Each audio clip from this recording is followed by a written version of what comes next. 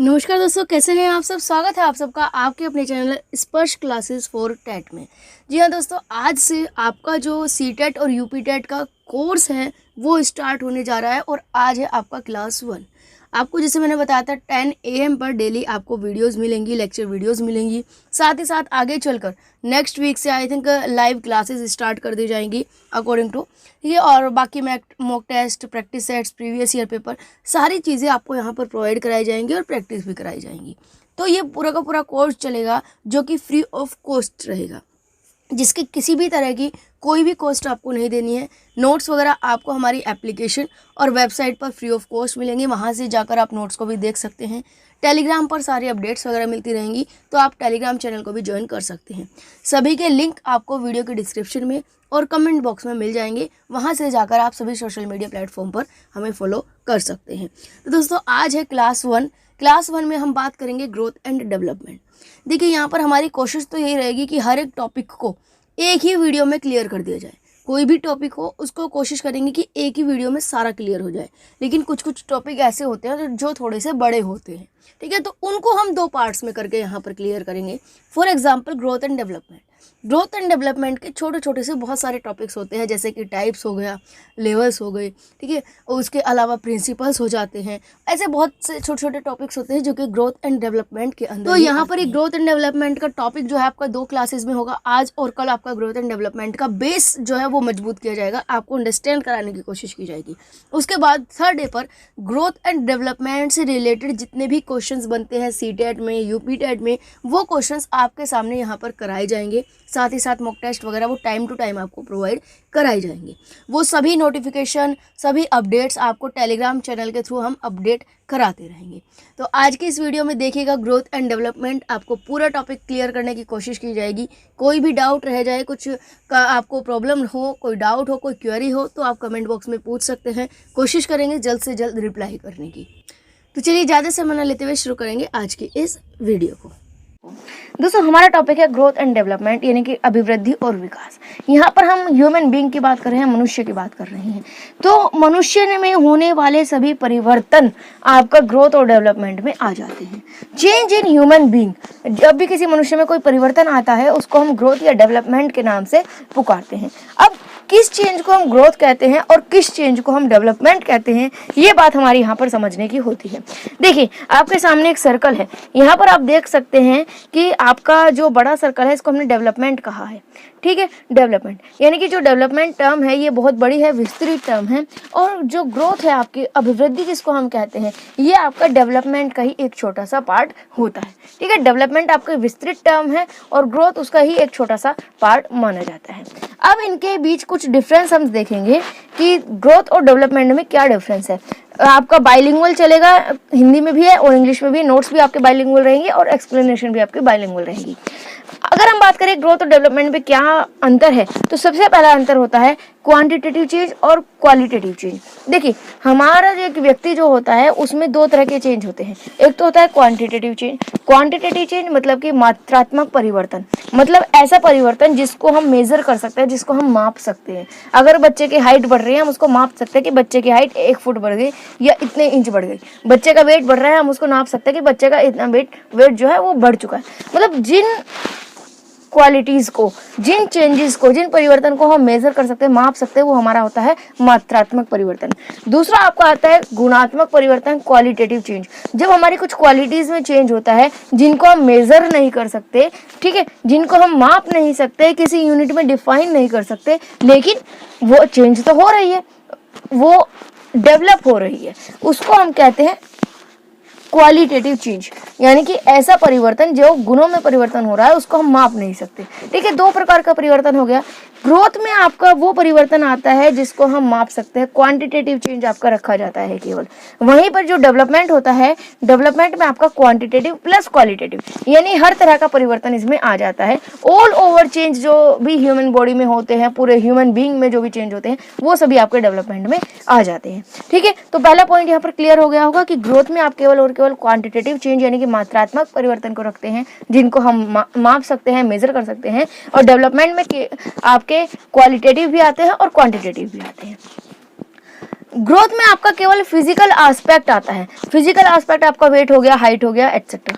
लेकिन डेवलपमेंट में आपका फिजिकल के साथ साथ आपका मेंटल कॉग्निटिव एस्पेक्ट भी आता है, मतलब आपका संज्ञानात्मक मानसिक जो विकास होता है वो भी आपका आता है, ठीक है। मोरल एस्पेक्ट भी आता है, आपका नैतिक डोमेन भी इसमें आता है, सोशल एस्पेक्ट भी आता है, इमोशनल एस्पेक्ट भी आता है। मतलब आपका शारीरिक विकास, मानसिक विकास, संज्ञानात्मक विकास, नैतिक विकास, सामाजिक विकास, भावनात्मक विकास, हर तरह का जो विकास, हर तरह के जो पहलू होते हैं, हर तरह के एस्पेक्ट्स होते हैं वो आपके डेवलपमेंट में आते हैं। ग्रोथ में केवल फिजिकल एस्पेक्ट आता है, डेवलपमेंट में आपके सारे एस्पेक्ट्स जो है वो आ जाते हैं, ठीक है। नेक्स्ट है, ग्रोथ में does not continue through out life, it stops after limited time periods. जो आपका ग्रोथ होता है, अभिवृद्धि होती है, ये जीवन भर तक नहीं चलती है, जीवन प्रयत्न नहीं चलती है, ये एक लिमिटेड टाइम पीरियड तक चलती है और उसके बाद जो ग्रोथ होती है वो स्टॉप हो जाती है, रुक जाती है। आपकी हाइट एक लिमिट एज तक ही बढ़ती है, उसके बाद आपकी जो ग्रोथ होती है वो रुक जाती है, मतलब हाइट और ज़्यादा नहीं बढ़ती है, स्टॉप हो जाती है वहीं पर। लेकिन जो डेवलपमेंट का जो प्रोसेस होता है ये कॉन्टिन्यूस प्रोसेस है, मतलब लगातार सतत रूप से चलता रहता है, ठीक है। और थ्रू आउट द लाइफ, पूरे जीवन भर चलता है, आपके प्रेनेटल पीरियड से लेकर, गर्भावस्था से लेकर और मृत्यु तक आपका जो है विकास ये चलता रहता है, ठीक है। इसके बाद आता है ग्रोथ इज एक्सटर्नल। ग्रोथ जो होता है वो बाहरी रूप से शारीरिक परिवर्तन जो होता है उसको हम ग्रोथ कह देते हैं। लेकिन जो डेवलपमेंट होता है वो आपका इंटरनल होता है, आपके मन का विकास हो रहा है, आपके मस्तिष्क का विकास हो रहा है, आपकी समझ का विकास हो रहा है, आपका सामाजिक विकास हो रहा है, आपका इमोशनल यानी कि भावनात्मक विकास हो रहा है। तो वो सभी के सभी विकास के आगे आपके आंतरिक विकास है, जिनको हम देख नहीं सकते, जिनको हम मेजर नहीं कर सकते, सिर्फ महसूस कर सकते हैं। किसी के व्यवहार में परिवर्तन आ रहा है उसको हम सिर्फ महसूस कर सकते हैं, उसको देख या सुन नहीं सकते, देख नहीं सकते, मेजर नहीं कर सकते।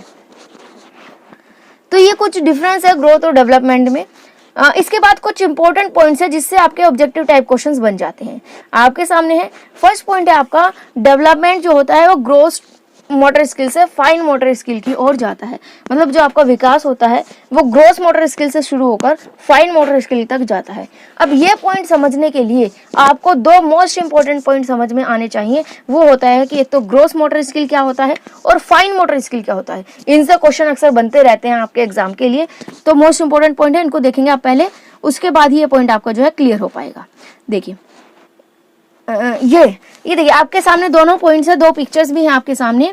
Fine motor skill, fine motor skill क्या होती है, इसमें आपके छोटे छोटे मूवमेंट्स इंक्लूड किए जाते हैं।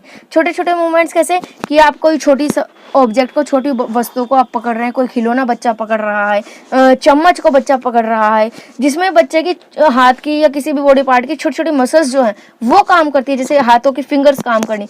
इस तरह की जो छोटी मूवमेंट्स होती है वो होती है आपकी फाइन मोटर स्किल में आ जाती है।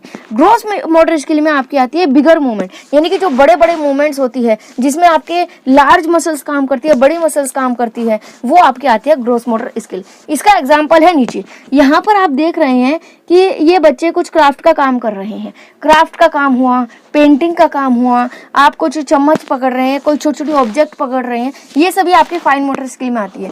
क्यों? क्योंकि इसमें आपका पूरा शरीर डेवलपमेंट नहीं हो रहा है, पूरा बड़ी मसल्स काम नहीं करती, केवल छोटी छोटी मसल्स काम करती है। आप चम्मच पकड़ रहे हैं तो केवल आपकी उंगलियां ही काम करेंगी, केवल फिंगर्स ही काम करेगी, फिंगर्स की जो मसल्स होंगी वे केवल वे काम करेंगी, ठीक है।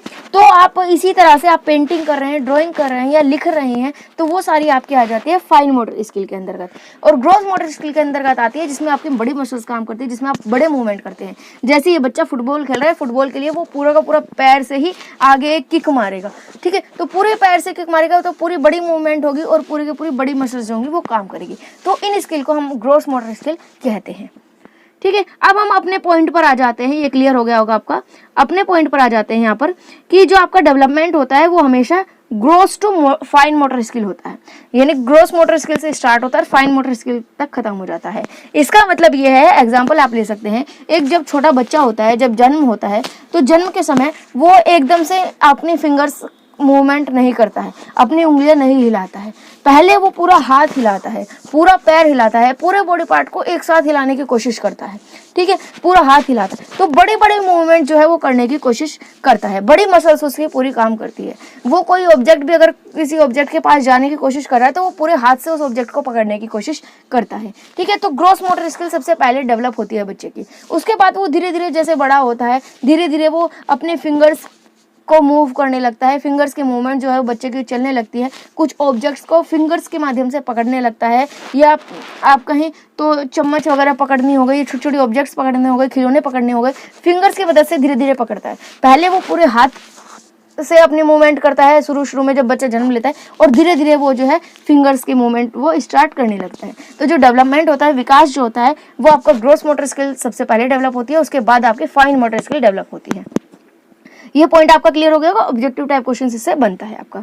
नेक्स्ट है डिपेंडेंसी टू ऑटोनॉमी। बच्चा पहले निर्भर होता है, डिपेंडेंट होता है अपने से बड़े पर, अपने गार्जियंस पर डिपेंड करता है, हर एक काम के लिए उसको दूसरे की मदद की जरूरत होती है। लेकिन जो डेवलपमेंट होता है वो डिपेंडेंसी से शुरू होता है, निर्भरता से शुरू होता है, और ऑटोनॉमी की ओर ले जाता है। ऑटोनॉमी यानी कि स्वायत्तता, जहाँ पर हमें अपने काम हम स्वयं से कर सकते हैं, हम इंडिपेंडेंट हो जाते हैं। तो डिपेंडेंट टू इंडिपेंडेंट आपका लेके जाता है।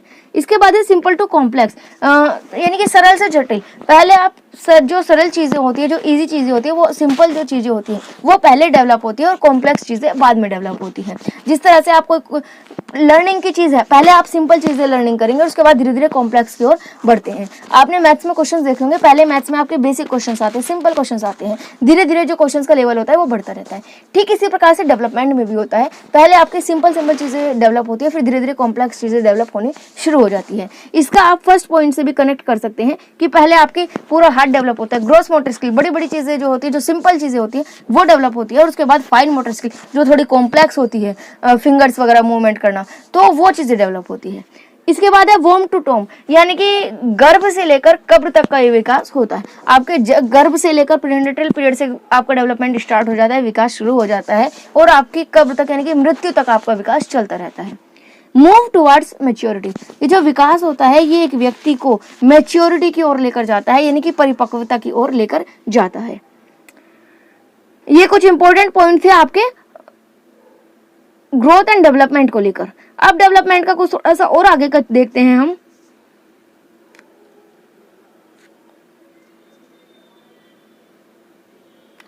अब डेवलपमेंट का हम थोड़ा सा नेक्स्ट देखते हैं, stages of development.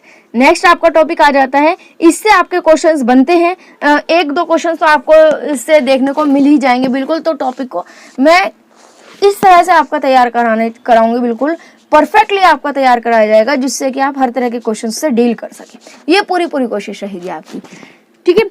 Stages of development आपके आते हैं, यहाँ पर विकास के चरण आपके आते हैं। इसमें सबसे पहले क्या होता है, आप अगर बुक्स में देखेंगे, अलग अलग बुक्स में अलग अलग जगह पर यहाँ पर आपको जो थोड़ी सी स्टेजेस है ना, ये कम ज़्यादा मिल सकती है। उसका रीज़न ये है कि जो साइकोलॉजिस्ट हमारे हुए हैं, मनोवैज्ञानिक जो हुए हैं, उन्होंने अपने अपने अकॉर्डिंग डेवलपमेंट की स्टेजेस बताई है। किसी ने डेवलपमेंट की स्टेज में 5 स्टेज बताई है, किसी ने 6 स्टेज बताई है, किसी ने 4 स्टेज बताई है, किसी ने कितनी बताई है। सब साइकोलॉजिस्ट ने अपनी अलग अलग स्टेजेस बताई है। लेकिन जो एक एवरेज नॉर्मल जो स्टेजेस होती है वो हम यहाँ पर आपके करके लेकर चलेंगे, ठीक है। तो जो स्टेजेस ऑफ डेवलपमेंट रखी गई है, विकास के जो चरण रखे गए हैं, वो आपके सामने है। सबसे पहले इसमें आता है इन्फेंसी। कहीं कहीं जो है प्रीनेटल पीरियड को भी जोड़ दिया जाता है, जो कि 40 वीक्स का टाइम आपका होता है, ठीक है। गर्भावस्था को भी जोड़ लिया जाता है। जन्म के बाद सबसे पहली स्टेज आती है बच्चे की इन्फेंसी, जो कि जन्म से लेकर शुरू होती है और 2 साल तक बच्चे की इन्फेंसी एज चलती है। इन्फेंसी एज मतलब कि शिशु अवस्था हम इसको हिंदी में कहते हैं। आगे हम देखेंगे इनके बारे में डिटेल से, यहाँ पर थोड़ा एक डायग्राम के माध्यम से हम आपको समझाना चाह रहे हैं। सबसे पहले आती है आपकी इन्फेंसी एज, शिशु अवस्था, जो कि आपके जन्म से लेकर 2 साल तक की अवस्था को माना गया है। इसके बाद आपकी आती है अर्ली चाइल्डहुड, पूर्व बाल्य अवस्था, जो कि आपकी 2 साल से 6 साल तक की मानी जाती है। 2 से 6 साल तक की आपकी अवस्था ये मानी जाती है। इसके बाद आपकी लेटर चाइल्डहुड आती है, यानी कि उत्तर बाल्य अवस्था जिसको हम कहते हैं, ये आपकी 7 से 12 वर्ष तक की एज मानी जाती है। इसके बाद आती है आपकी एडोलसेंस, हिंदी में हम इसको कहते हैं किशोर अवस्था, ये आपकी 13 से 19 वर्ष तक 13 to 19 ईयर्स मानी जाती है। और इसके बाद आती है आपकी एडल्टहुड, 19 से प्लस की जितनी पूरी की पूरी जो एज होती है, एज ग्रुप, उसको एडल्टहुड में यानी कि वयस्क में रखा गया है, ठीक है। इनके बारे में थोड़ा सा डिटेल से पढ़ लेते हैं, क्योंकि क्वेश्चंस इनसे रिलेटेड पूछे जाते हैं। अब आपके सामने ये टेबल है, हिंदी इंग्लिश दोनों में ही है, तो दोनों में ही एक्सप्लेन करते चलेंगे। स्क्रीनशॉट आप साथ साथ लेते चलिएगा ताकि आपके नोट्स जो हैं साथ साथ बनते रहें। तो यहाँ पर सबसे पहले प्रीनेटल पीरियड भी कोई कोई जोड़ देते हैं, गर्भावस्था, जो कि आपकी 40 वीक्स की मानी जाती है। इसके बाद इन्फेंसी एज आती है आपकी, जो मैंने अभी ऊपर बताई है, जन्म से लेकर 2 साल तक। इन्फेंसी एज को टॉय एज भी कहा जाता है, खिलौना अवस्था भी कहा जाता है, शिशु अवस्था हम इसको हिंदी में कहते हैं। जन्म से लेकर 2 साल तक की अवस्था मानी जाती है। इस अवस्था में जो बच्चे होते हैं, चिल्ड्रन लर्न थ्रू सेंसेस, यानी कि जो बच्चे कुछ भी सीखते हैं A to Z, वो अपने सेंसेस के द्वारा सीखते हैं। सेंसेस के द्वारा यानी कि अपनी इंद्रियों को द्वारा ज्ञान को प्राप्त करते हैं। मतलब चीज़ों को या तो देखकर सीखते हैं, सूंघ कर सीखते हैं, सुनकर चीज़ों को सीखते हैं। कुछ भी वो चीज़ सीख रहे हैं जन्म से 2 साल तक के बीच में, वो केवल और केवल अपने इंद्रियों के माध्यम से चीज़ों को सीखते हैं। ना ही तो उन्हें पढ़ना आता है, ना ही उन्हें लिखना आता है, ठीक है, ना ही उन्हें समझना आता है कुछ, केवल और केवल अपने आसपास जो हो रहा है अपने इंद्रियों के माध्यम से ही चीज़ों को सीखते हैं, ठीक है।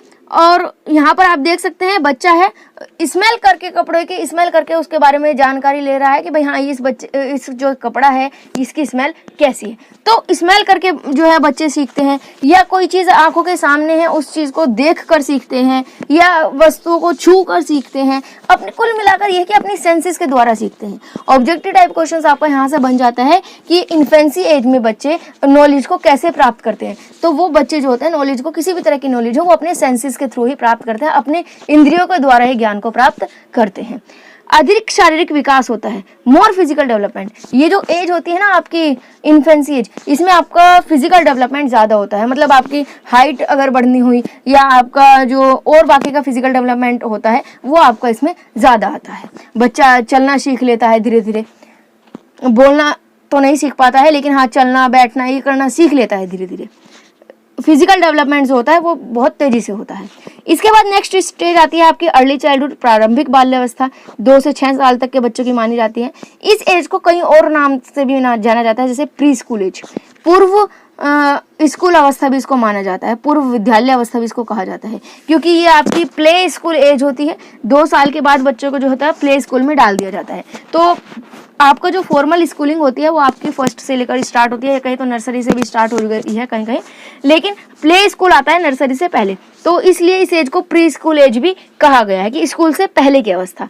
प्री गैंग एज भी इसको कहा गया है। अब आप देखेंगे जो स्कूल की एज होती है उसमें बच्चे गैंग में रहना शुरू कर देते हैं, अपने अपने गैंग बनाने लगते हैं। गैंग का मतलब ये कि अपना सर्कल बनाने लगते हैं कि हाँ ये मेरे फ्रेंड है, वो फ्रेंड सर्कल बनाने लगते हैं। तो ये उससे पहली स्टेज है, तो इसलिए इसको प्री स्कूल एज कहा जाता है, प्री गैंग एज कहा जाता है, प्ले एज इसको कहा जाता है क्योंकि इसमें प्ले स्कूल में बच्चों को डाल दिया जाता है। खेल का मेनली इसमें फोकस रहता है। फिजिकल डेवलपमेंट जो होता है इसमें थोड़ा सा कम हो जाता है, स्लो हो जाता है physical development. Important for language development, बच्चों के भाषा विकास के लिए बहुत ज़्यादा इंपॉर्टेंट एज ये मानी जाती है। और शॉर्ट क्वेश्चन में ऑब्जेक्टिव टाइप क्वेश्चंस में पूछा जाता है कि लैंग्वेज डेवलपमेंट बच्चे का सबसे ज़्यादा किस एज में होता है, तो सबसे ज़्यादा बच्चे का अर्ली चाइल्डहुड में लैंग्वेज डेवलपमेंट होता है। आपने देखा होगा 2 साल के बाद ही बच्चा धीरे धीरे बोलना सीखता है, और उसी एज में 2 से 6 साल तक की एज में बच्चे का अधिकतर जो लैंग्वेज डेवलपमेंट है वो हो जाता है। ठीक है, हिंदी में आप यहाँ पर देख सकते हैं 2 से 6 वर्ष तक होता है ये।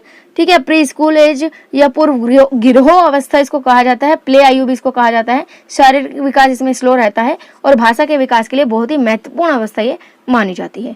नेक्स्ट आती है आपकी इसमें लेटर चाइल्डहुड, उत्तर बाल्य अवस्था। ये आपके 7 से 12 वर्ष तक होती है। इसमें बच्चा नॉर्मली स्कूल में आ जाता है, ऑफिशियल जो फॉर्मल एजुकेशन है उसको लेना स्टार्ट कर देता है, इसलिए इसको स्कूल एज कहा जाता है। गैंग एज कहा जाता है, गैंग एज इसलिए कहा जाता है कि बच्चे इसमें अपना फ्रेंड सर्कल बनाने लगते हैं, फ्रेंड्स में रहने लगते हैं, अपना ग्रुप बनाकर और ग्रुप में ही रहने लगते हैं। लेटेंसी एज भी इसको कहा जाता है, ट्रबलसम एज कहा जाता है क्योंकि इसमें ज़्यादा बच्चों को परेशानियों का सामना करना पड़ता है। ठीक है, एलिमेंट्री एज भी इसको कहा जाता है। तो ऑब्जेक्टिव टाइप क्वेश्चन में ये क्वेश्चन आ जाता है कि एलिमेंट्री एज किस एज को कहा जाता है। ऑप्शन में आपको दे देंगे अर्ली चाइल्डहुड, लेटर चाइल्डहुड, एडोल्सेंस, तो वहां पर आपको सही ऑप्शन जो है वो पिक करना होता है। डेवलप लॉजिकल थिंकिंग, जो ये लेटर चाइल्डहुड की अवस्था होती है, उत्तर बाल्य अवस्था, इसमें बच्चे की लॉजिकल थिंकिंग डेवलप होने लगती है। मतलब बच्चा तार्किक रूप से चीजों को सीखने लगता है, तर्क करने लगता है, तर्क वितर्क।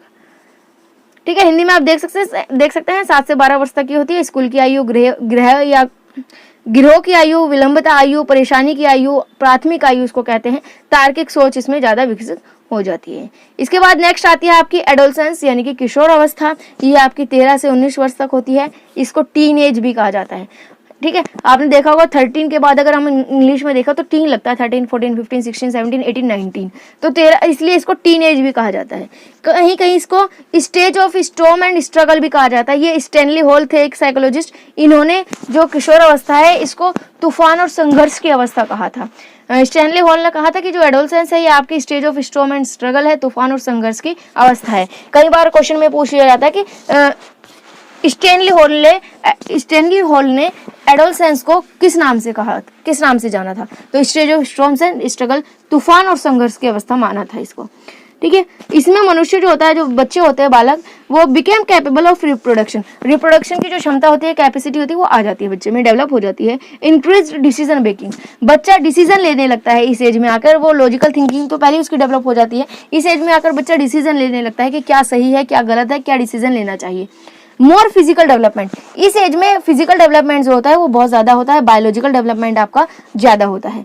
इंक्रीज्ड एब्स्ट्रैक्ट थिंकिंग यानी कि अमूर्त रूप से, एक तो होती है आपकी कॉन्क्रीट थिंकिंग, मूर्त सोच, वो होती है जो कि आपके सामने है वस्तु, उसके बारे में जब आप कुछ सोचते हैं तो वो तो होती है कॉन्क्रीट, जो आपके सामने है, आप जिसको चीज़ को देख सकते हैं, छू सकते हैं। लेकिन कुछ चीज़ें हम मन में सोचते हैं, एब्स्ट्रैक्टली सोचते हैं, मतलब अमूर्त रूप से, ऐसे ही सिर्फ ख्यालों में सोचते हैं, तो उस सोच को, उस थिंकिंग को हम कहते हैं एब्स्ट्रैक्ट थिंकिंग, जो हमारे ख्यालों की थिंकिंग होती है। इसके बाद आता है आपका इमोशनल डेवलपमेंट। ये जो एज है आपकी, इसमें इमोशनल डेवलपमेंट के लिए इंपॉर्टेंट होती है, क्योंकि इस एज में क्या होता है, एडोलसेंस की एज में बच्चे इमोशनली ज़्यादा कनेक्ट होना, कम कनेक्ट होना, इमोशनली स्ट्रॉन्ग होना, वीक होना, इस एज में बहुत ज़्यादा इंपॉर्टेंट होता है। हिंदी में आप देख सकते हैं 13 से 19 वर्ष तक की अवस्था होती है, इसको तूफान और संघर्ष की अवस्था कहा है, स्टैनली हॉल ने कहा है।